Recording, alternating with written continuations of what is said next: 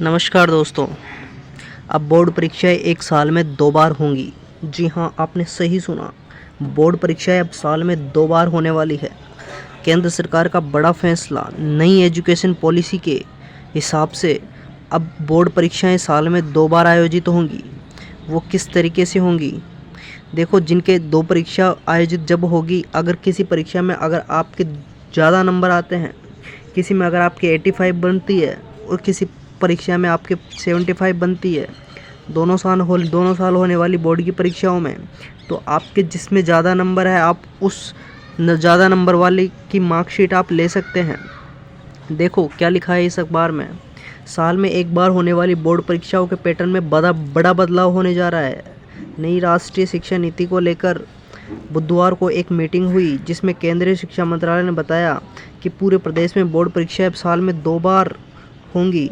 इस कदम से छात्र छात्राओं को अच्छे अंक हासिल करने का मौका मिलेगा।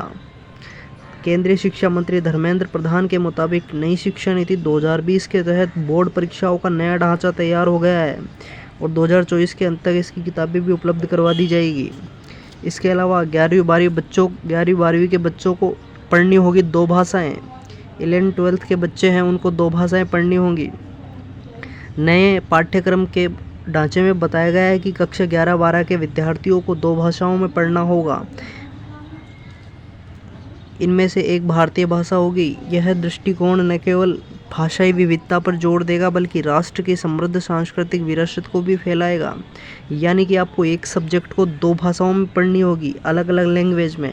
यानी कि आपकी जो हिंदी होती है वो तो एक अलग लैंग्वेज चलती है 11th-12th में, इंग्लिश भी एक लैंग्वेज चलती है, ठीक है। और इसके अलावा ये लैंग्वेजें तो चलती है, लेकिन हम माध्यम की बात कर रहे हैं। मीडियम जो होगा वो मीडियम 2 होंगे। अब आप जो इतनी भी और किताबें पढ़ते हैं, ज्योग्राफी, पॉलिटी, ठीक है, वो सारी आप हिंदी लैंग्वेज में ही पढ़ते हैं। अब आपको 2 लैंग्वेजों में पढ़नी होगी। एक हिंदी लैंग्वेज, एक भारतीय भाषा होगी, दूसरी आप कोई सी भी भाषा ले सकते हैं। भारतीय भाषा तो दूसरी भाषा कौन सी ले सकते हैं, जैसे आप इंग्लिश ले सकते हैं, ठीक है। इसके अलावा और भी दूसरी विदेशी भाषाएं होंगी, उन भाषाओं को ले सकते हैं, ठीक है। इस तरीके से नए विषय चुन सकेंगे। अब नए विषय चुन सकेंगे, यानी कि जो पहले विषय चुनते थे कि आर्ट हो गया, अब आर्ट के अंदर जितनी भी सब्जेक्ट आती थी वो सब्जेक्टें ही आपको लेनी होती थी।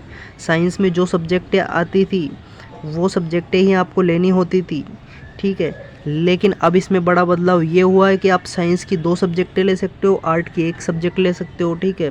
आर्ट की 2 सब्जेक्ट ले सकते हो, साइंस की 1 सब्जेक्ट। आपने सोचा कि ठीक है, मैं पॉलिटी ले लेता हूँ और पॉलिटी के साथ में मैं ज्योग्राफी ले लेता हूँ, और मेरा मन है बायोलॉजी पढ़ने का तो मैं बायोलॉजी भी पढ़ लेता हूँ, ठीक है। तो इस तरीके से आप सब्जेक्टों का आप चुनाव कर सकते हैं। तो ये बहुत बड़ा फैसला है, लेकिन इसके खिलाफ 3 राज्य इसके खिलाफ है। वो चाहते हैं कि वो अलग एजुकेशन पॉलिसी वो खुद बनाए, उनके राज्य की अलग एजुकेशन पॉलिसी बने। वो कौन कौन से राज्य हैं?